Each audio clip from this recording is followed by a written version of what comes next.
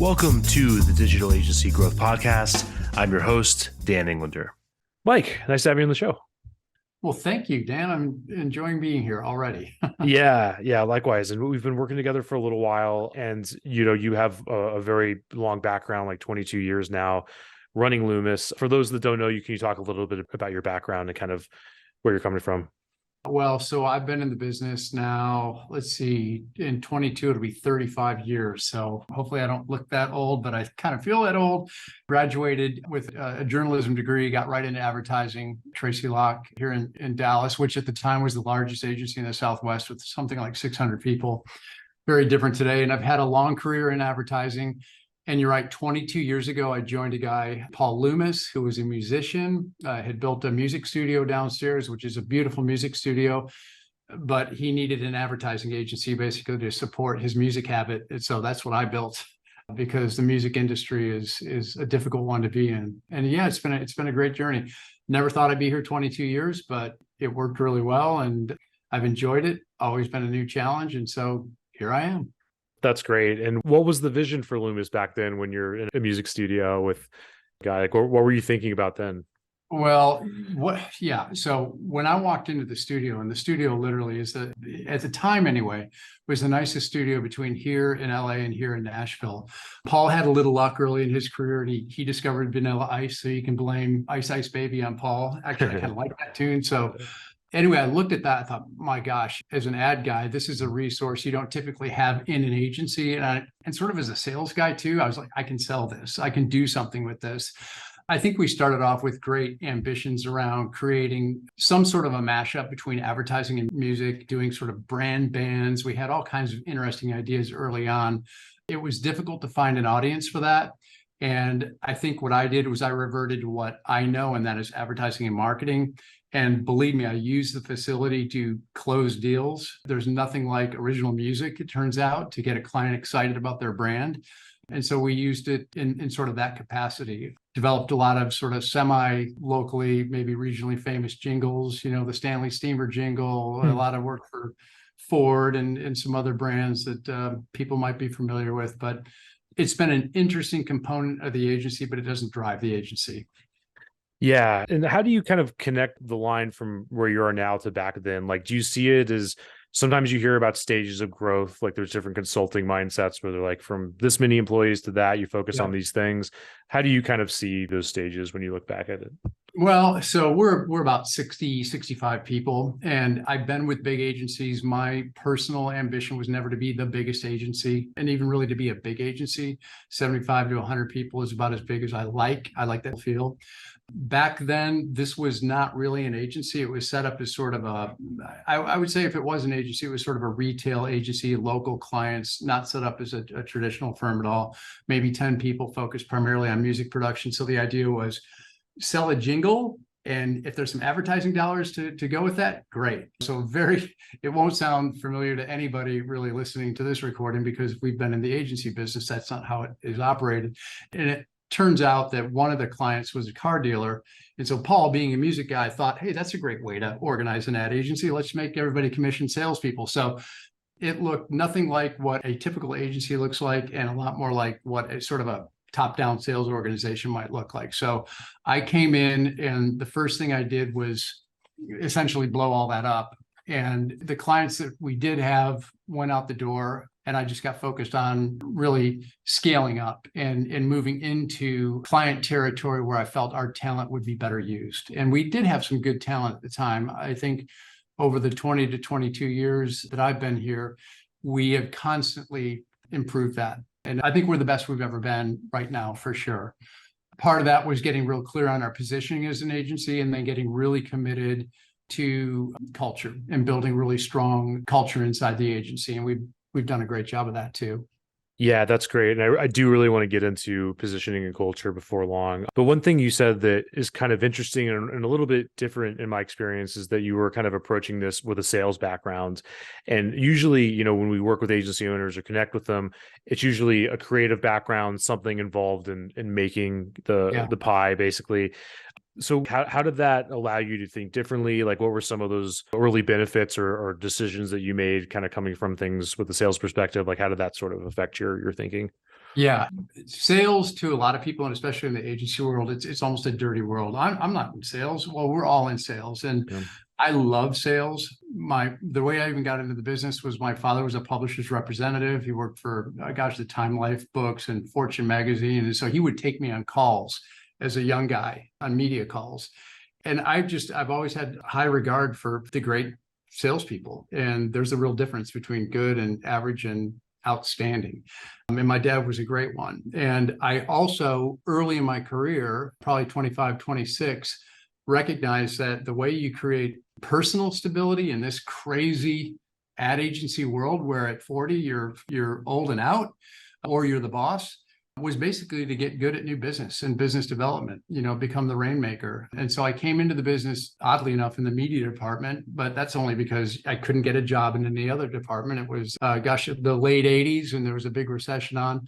But I got into account services as quickly as I could, and I got interested in new business. And yeah, I think at 25 or 6 was, working new business and pulling in new clients. And for me, there's no better feeling in the whole world than to convince a client that you have the expertise, the resources, the know-how, and can be trusted with their budget and their job, basically, and to help make them great.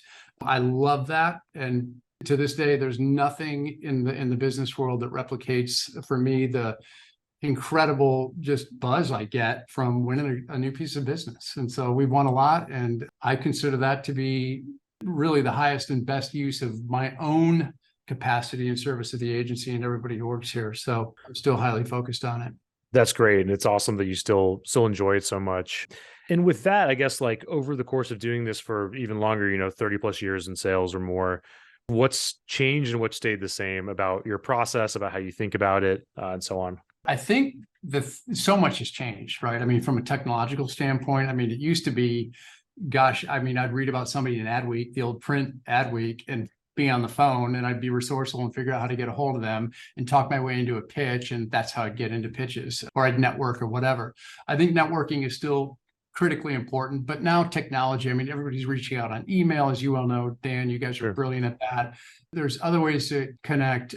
But I think at the end of the day, the golden rule is that people only buy when they are in rapport with somebody else. So chemistry and connection and building that chemistry. So however you get to that dance, building that rapport with somebody is critically important. And I think, frankly, nowadays with technology like this, I think people have become so disintermediated that they're less comfortable with rapport building. And I think it's a strong suit personally. It comes from a place of authenticity, but ultimately people buy from people they trust, and that is one-to-one, it's one-to-many.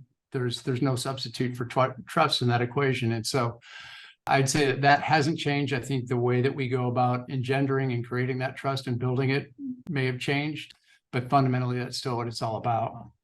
Yeah, that makes sense. And to get into the weeds a little bit on sales, because it sounds like you've been in lots of pitches at this point, and you've taken the agency to these great heights. Is there anything that you used to do that you've stopped doing that you realized doesn't really work? I'm kind of interested in like the concept of tradecraft lately, where it's not really like secrets, but it's just like, yeah, everyone says to do it this way, but actually like this is the better way to do it. Yeah, the thing I used to do, I think I'm going way back now, is I would try to do something like for a long period of time when I was much younger, I was into sending the shocking, disruptive thing to somebody to get their attention, just anything to get their attention.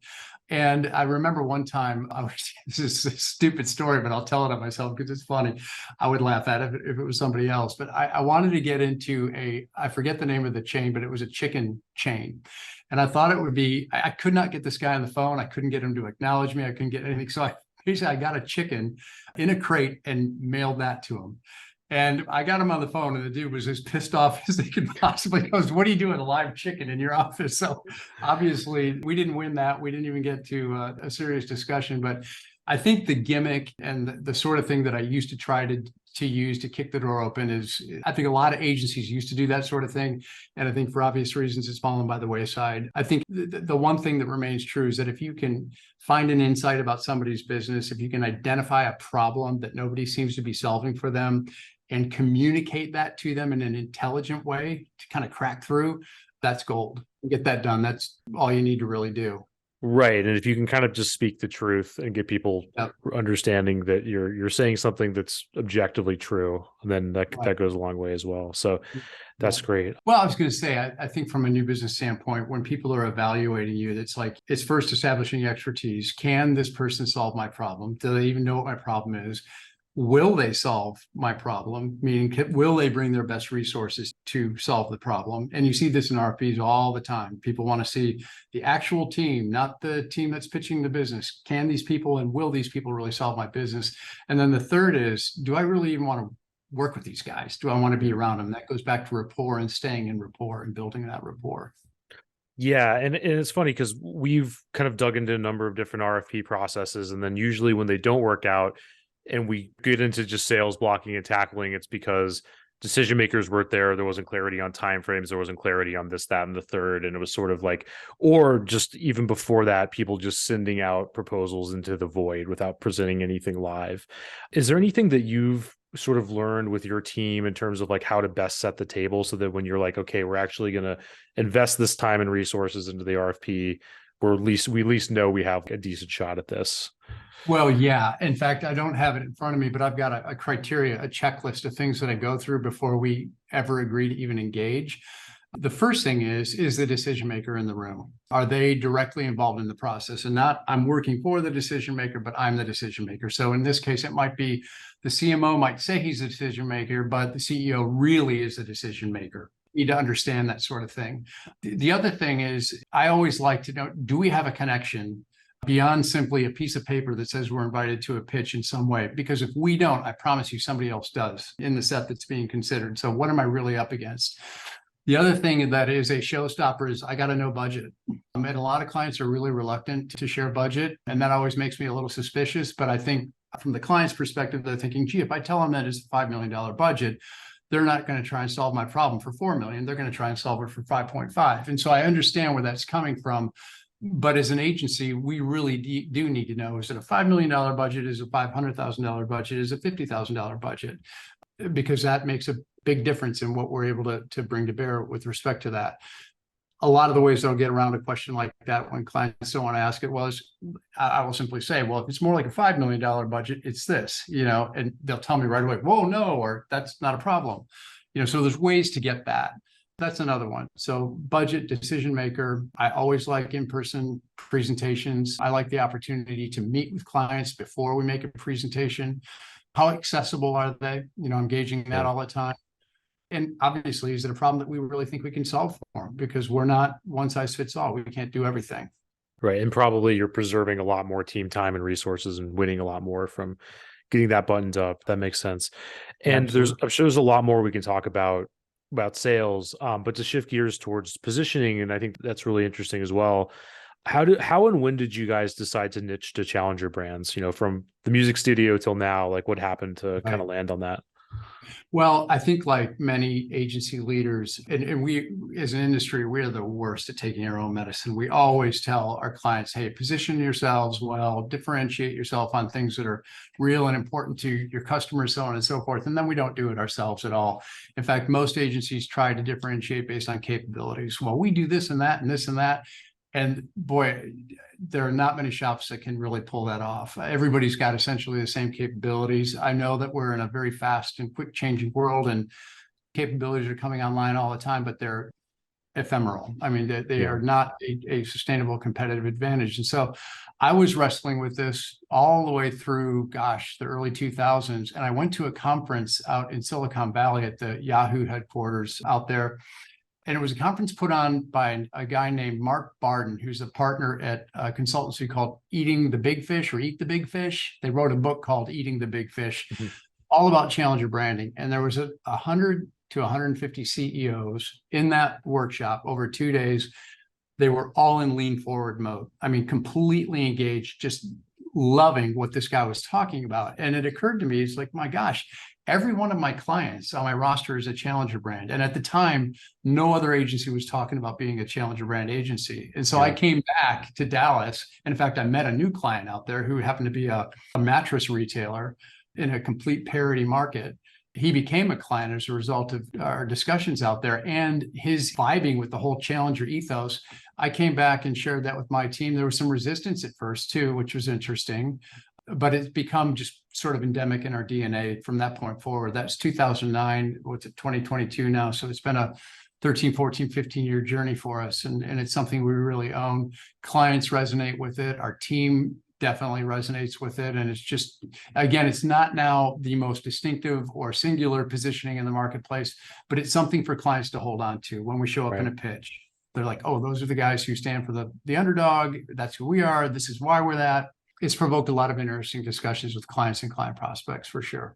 That makes sense. And how much discipline has it required to maintain that? Like, have there been situations where Coca-Cola wants to hire you or something and you just have to say no? Or like, what has it been like to kind of hold your ground there? Well, the beauty of it is, Coca-Cola hasn't come knocking lately, and General Motors isn't necessarily, or Toyota, I guess, is number one now, or maybe it's Volkswagen.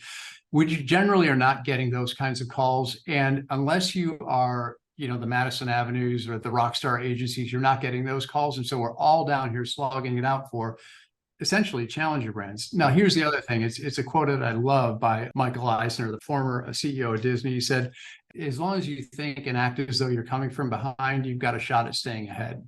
And so I think the challenger mindset can apply broadly to any company, and I think especially the market leaders. I grew up in Michigan, the big three, the automakers.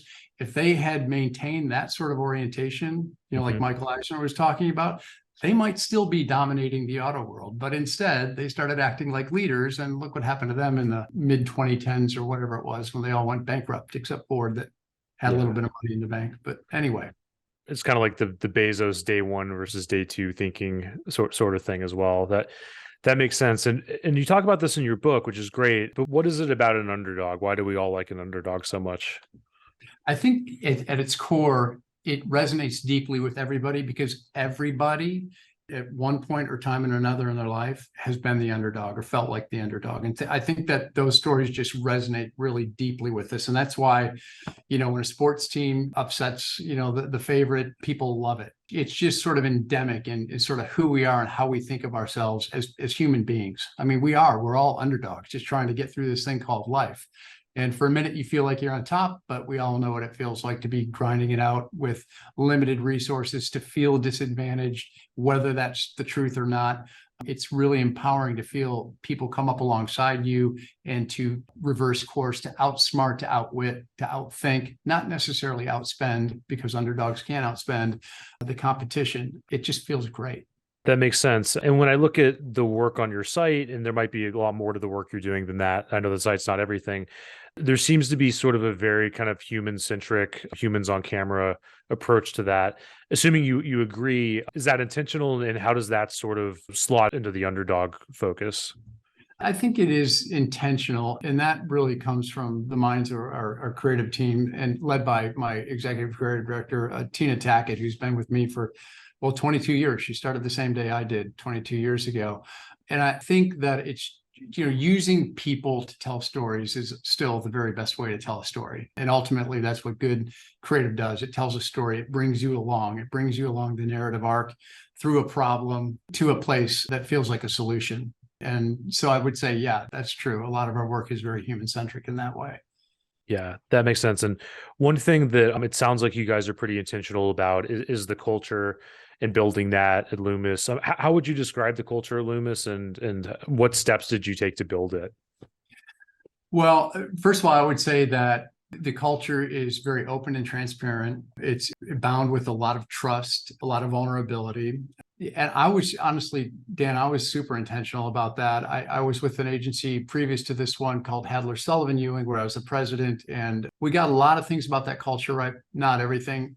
When I came into Loomis, my North Star around that was just, I wanted to eliminate what we all know is sort of Sunday night dread, that the week's coming up. I don't really want to do, I have to, I just, when it just starts to feel heavy. I wanted to create the kind of place where I wanted to come on Monday morning and other people would as well. And just to make it a really good, solid experience. One of the people here a year or so described it this way. She said, it doesn't mean that you're not going to have a bad day at Loomis. We all have bad days, but at least you're having it with people who care about the fact that you're having a bad day. Yeah. And I thought that was just a really elegant way to sort of sum it all up. And so it's not a static thing. It's something that is constantly evolving. Every time we add somebody new to the mix, it continues to evolve. But we just really are deliberate about it. We talk about it all the time. We talk about our values. We've got a little purpose book. In fact, that's one of in fact, I have one right here, our purpose book, where we lay out exactly what our intention is, who we are, what our aspirations are for all of our stakeholders. So we operate on a stakeholder model. Our aspiration for our employees is that I want them to have a career peak experience. So the best experience of their entire career, I want it to be here in Loomis. That is a huge aspiration. And so, yeah, we're really highly engaged with this on a regular basis. This year, we celebrated 8 years as a Dallas Morning News Best Place to Work. Dallas Business Journal, it was 7 years. So I consider it to be sort of the high water mark, sort of the evaluation metric for me and for my leadership. When we're on that list, I feel great. If we miss it, I want to know why that is. And I want to know why it is from my own perspective. What is it that I can be contributing back to the group to hold that? That's fantastic. And with that, I have so many questions to dig into. Do you think you needed the perspective of 20 plus years to figure out what the culture should be? Or are there things that you would have done differently earlier on to build the culture you have now? Well, so having 20 years definitely gives you a bit of perspective that is very valuable. I don't think you need 20 years to begin to formulate a great culture. I think it starts with 3 things. It's safety. In any environment, you've got to have some sense of psychological safety, obviously physical safety. But when I mean psychological safety, I mean the ability to bring your full self to work and lead with curiosity, to ask the questions that might be uncomfortable. You need a sense of belonging, a place where you feel like you genuinely belong. You've got a best friend at work, maybe many best friends, people that you want to be with. And then you have to have a sense of purpose. Like, what are we doing here? What is this all about? For us, we're a challenger brand agency. We believe in creativity in the service of capitalism, all that good stuff. And we have discussions around that. So when you've got those 3 things kind of working, you can begin to have real discussions about culture and the kind of place that you want to create. That makes sense. And it sounds like you've sort of developed that into a pretty buttoned up book and something you can reference. What did that take? Like, I think that a lot of the times we see corporate mission statements and they're so vague as to be generally agreeable, but you can't really apply them. And then you could probably make the opposite mistake, right? And be too specific, and it's like a tactical situational problem. So how did you deal with that? And how did you kind of develop those things?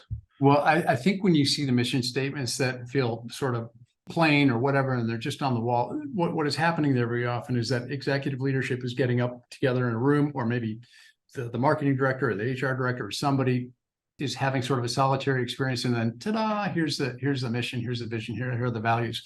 We didn't do it that way. When I do this kind of work with clients, and I'm really fortunate that clients ask me to do this kind of work with them, we start with the team. So it's very much a collaborative effort. For those team members that want to be involved with it, they collaborate on this. They help us identify the values that are important to them. And of course, leadership's function is to make sure that we're moving it in the direction where we really feel comfortable. If somebody's value is way discordant with what we're trying to accomplish, well, we've got to nudge that back into place. But once that's codified, then you've got at least a template. And now the job is to hire to that and to continue to replenish the team with individuals who are going to honor those values, who live with those values.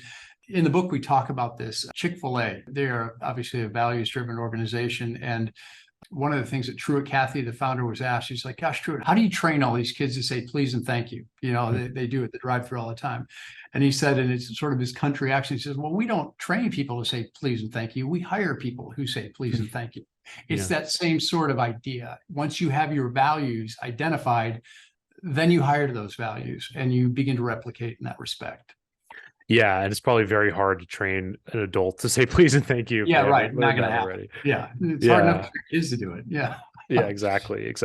That's great. And with that, something you said kind of at the beginning of the interview was that you were kind of interested in keeping, I think you said around 65 employees to kind of have this focus to the agency. How has that affected the culture and everything? And more so, like, how have you been able to do that? Like, because it seems like most organizations kind of have this like embedded growth obligation where it's like, we need to grow every year. or else people will get bored, or you lose the best and the brightest, or your competitors creep up. Like how have you dealt with that problem? That is true. I mean, there does seem to be this embedded obligation toward, marching forward in growth. Now, clients don't stick around forever. One of the byproducts of our culture is that I will say that our employee average is almost 3 years, the industry average, and our client tenure is about the same as well. But clients turn over. So when clients turn over, there's always a new opportunity. But yeah, our goal simply isn't to add revenue and billings and more people.